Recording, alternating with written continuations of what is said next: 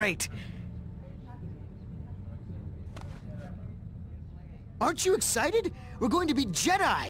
Hello everyone, and today we are taking a look at Jedi Knight Jedi Academy, which was the final game in the Jedi Knight series. Jedi Academy was released in 2003. It was developed by Raven Software and published by LucasArts in the US. In Europe it was published by Activision, if you want to know. So Jedi Academy was, it came out for the PC, Mac, and original Xbox. It is the sequel to Jedi Knight 2, Jedi Outcast, and it is the first game in the Jedi Knight series where Kyle Katarn is not the playable character. Instead, players control Jaden Korr, whom can be male or female.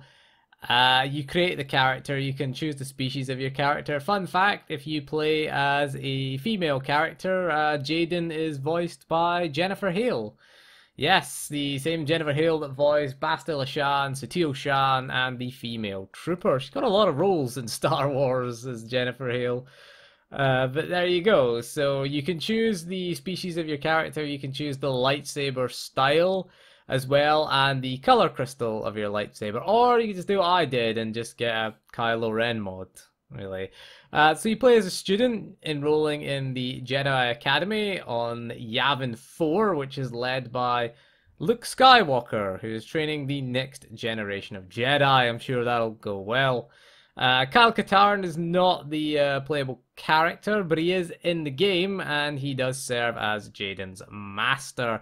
So the basic plot is that you are training to be a Jedi, and you encounter the disciples of Ragnos, who are a Sith cult that worship, you guessed it, Naga Sadow.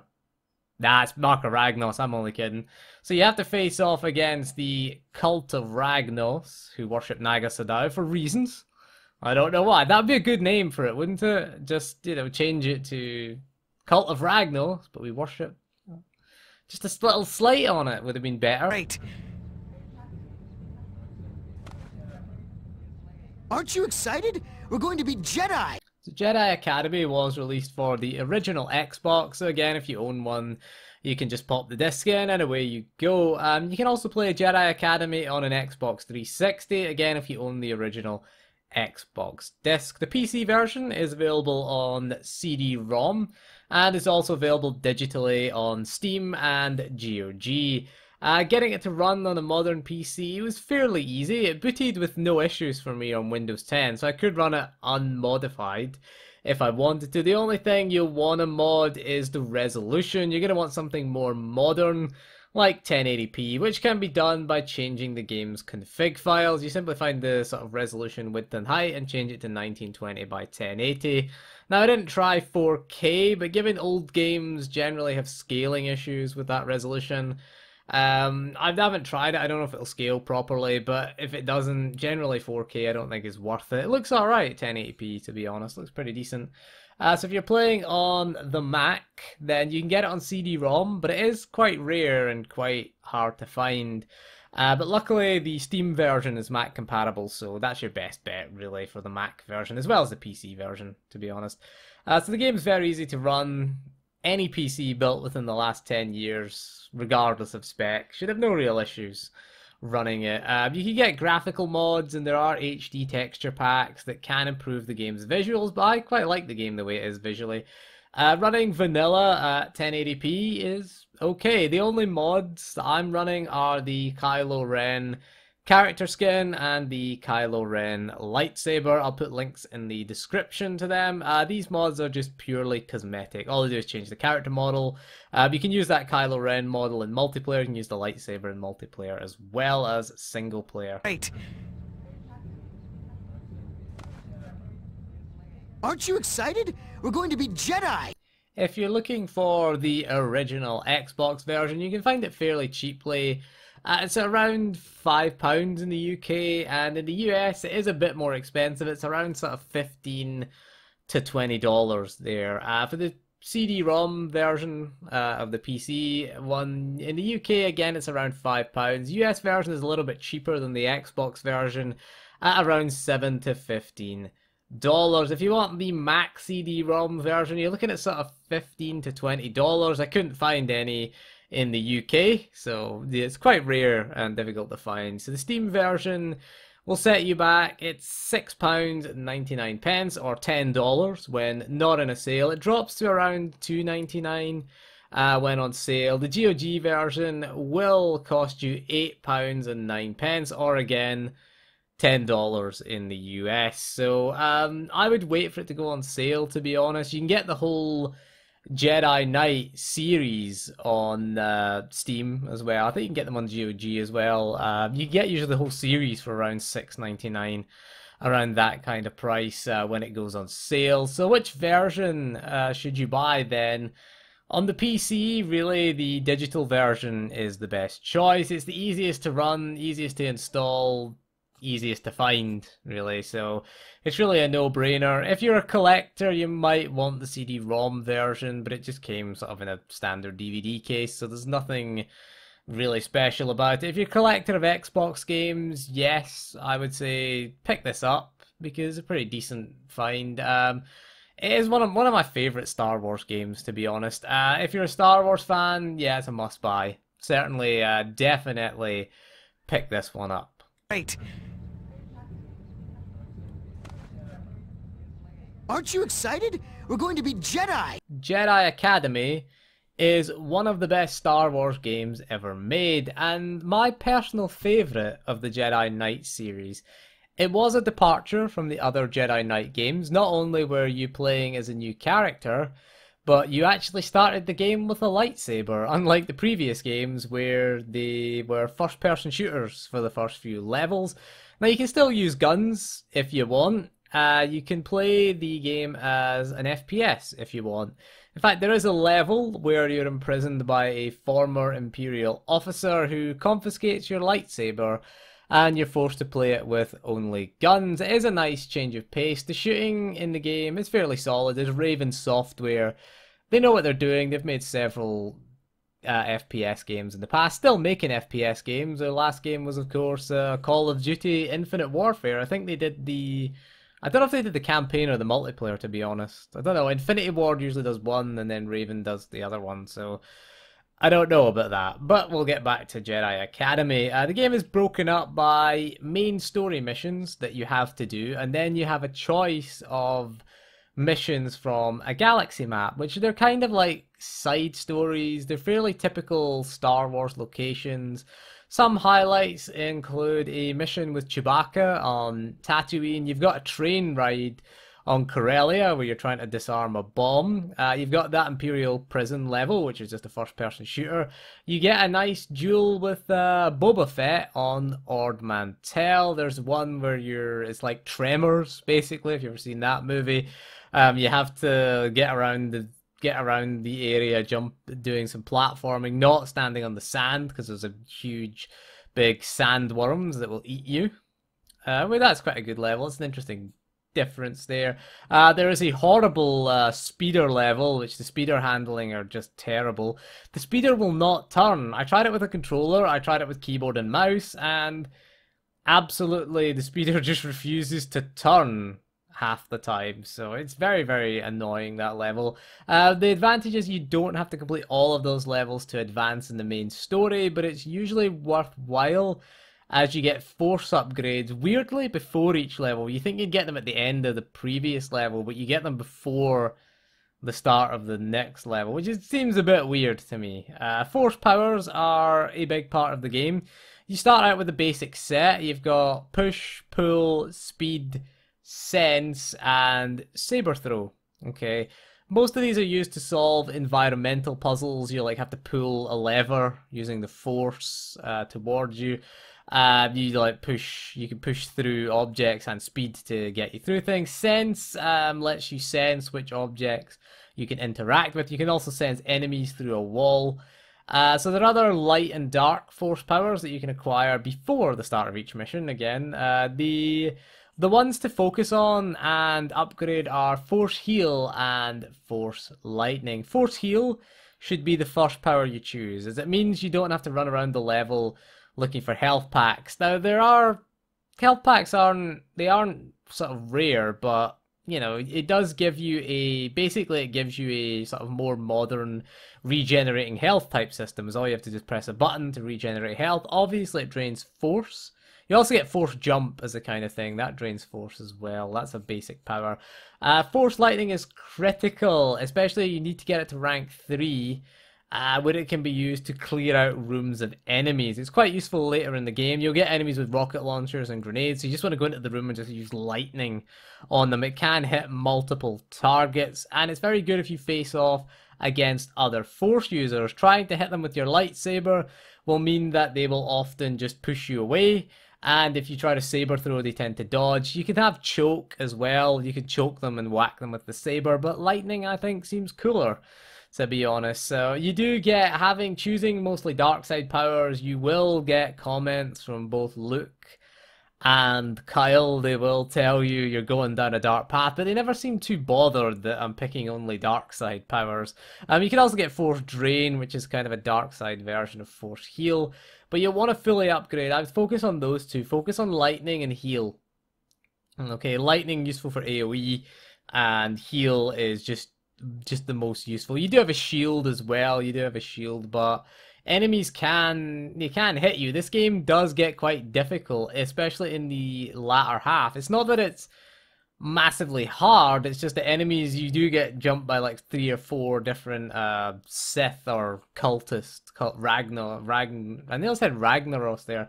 Ragnos cultists, you do get jumped by quite a few of them that use lightsabers. Some of them use dual sabers and saber staff. Speaking of dual sabers and saber staff, around halfway through the game you will get the option to, you can dual wield lightsabers, or you can use the Darth Maul double bladed lightsaber if you want, or you can continue with a single lightsaber. It is nice. I like how the missions are kind of structured. Some of the missions are really quite well done. Some of them are quite forgettable, and some of them are really good though. I mean, you get one story mission which I kind of don't really like, is the Vader's fortress thing. It was in Rogue One, Darth Vader's fortress.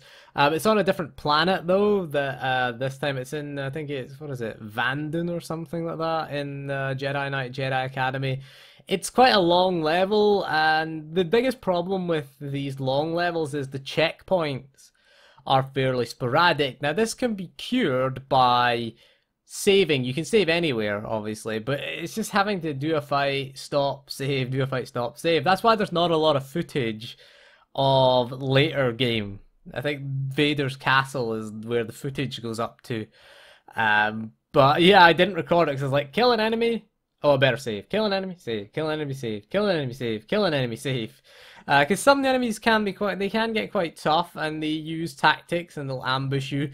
The stormtroopers are generally a joke, and regular enemies are they're just fodder for your lightsaber, basically. That's all they are. Sometimes they can get a little bit. Sometimes they have rockets that are. There's one sort of power trooper type thing that has a rocket launcher that's very difficult to dodge. I think it's more of a, in fact, it's more of a grenade launcher, but it's very difficult to dodge, and will just full on can kill you in like 2 hits, and they push you away as well if you get close with your lightsaber. So again, Force Lightning is fairly decent there, as it gives you range. Also Saber Throw, that I don't like it. Sometimes it's going to just clip through enemies, sometimes it hits enemies. If it hits an enemy when it's on the way back to you, or sometimes it gets stuck in the ground and you have to walk over and pick up your lightsaber, which is quite annoying. But if it's on the way back and it hits an enemy, it will do the scoring, the lightsaber scoring on the enemy, but it will not register damage. It hits the lightsaber. I should point out, if you run your lightsaber along the wall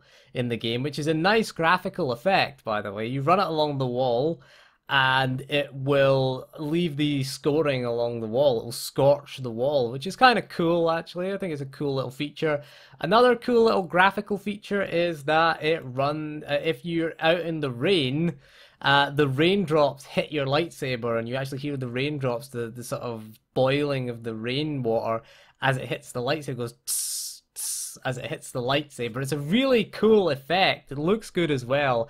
I've never really seen that in many other Star Wars games. I think it's interesting. The game does use the Quake 3 engine. Raven Software, they're well known for their work with the Quake 3 engine, so it does run. It ran really well at the time. It still looks good. I mean, at 1080p, good looking game graphically. We should talk about as well about Rosh, the dude at the start that you've seen, no doubt. He is the most annoying character in the game, and spoiler alert, yes, you get to kill him. Or you can redeem him, but I'd kill him. You can turn to the dark side if you want as well. You can betray them. You don't get to kill all the other Jedi and put Luke Skywalker into exile. I do think that Luke Skywalker is a bit of an idiot, though. He takes his Jedi pupils to Yavin 4 of all places. I mean, it's full of Sith ghosts, and you're taking them there to be trained, and there's going to be full of dark side temptations. So don't be surprised when, you know, your pupils turn to the dark side. You know, well, who's surprised there, really? Right. Aren't you excited? We're going to be Jedi! So, as you can probably tell, I love Jedi Knight, Jedi Academy. Again, it is my favorite of the Jedi Knight series, and it is the most accessible in terms of the gameplay, at least I think. It is definitely worthwhile picking up, I would say. You can play it with mods, and there's a community out there that is fairly dedicated in its support. Multiplayer is something we didn't touch on in the previous section, but yes, people still play the multiplayer. You can play sort of, there's like movie duels and things like that. There's sort of the standard sort of death matches and things like that you do with Jedi, though, which is pretty interesting, I think. There are still people playing it, but like any old game, you are gonna get your ass handed to you by playing it. That's the thing about old games, is the players who are still playing it are the hardest of the hardcore. They're the most dedicated as well. So you tend to go in not knowing what to do, and yes, you will get your ass handed to you a lot, really, in multiplayer. You can play with bots offline if you want, but yes, you can still have a go at the multiplayer. There are a few private servers out there with people still playing it, and there is a healthy modding community. Again, I have the Kylo Ren mod. There's mods to play as Rey as well if you want. There's mods to play as, you know, you can play as Vader, you can play as Revan. There's plenty of good mods out there for the game. There's more than just cosmetic mods. There are sort of total conversion mods of the game as well. There's multiplayer maps, multiplayer modes. There's so much support for the game, so it's good to see that you know, 14 years after the game comes out, that it's still being supported. We need another Jedi Knight game, really. Gotta tell EA that we need another one. Force Unleashed was kind of its spiritual successor, but it never really had the same kind of feeling as Jedi Knight did. I thought Jedi Knight had a kind of unique sort of presentation style, which I really liked at the time. It had a unique way of doing things. It had good characters as well. Kyle Katarn was an excellent character, unfortunately no longer canon anymore. He was the one who stole the Death Star plans in the sort of extended universe canon.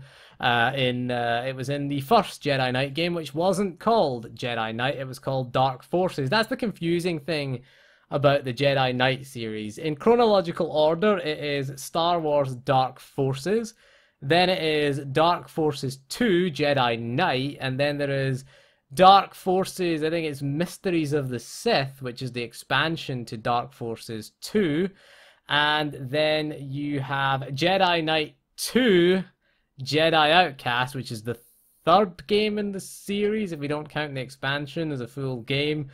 And then Jedi Knight Jedi Academy is the fourth game in the series. So if you're confused chronologically, that's how it went. There you go. That's a bit confusing. Next time, we are going to take a look at Star Wars Battlefront, which will be the last in our Season 2 of our old school games on modern systems. We're going to check out the classic, not the EA one, but the good one that released in 2005. Be a bit difficult to check out the EA one, seeing as it's not out yet. It's coming out this year, but we will check out the good Battlefront 2. But anyway, that is all for this video, so thank you for joining me. I will see you again soon, and goodbye.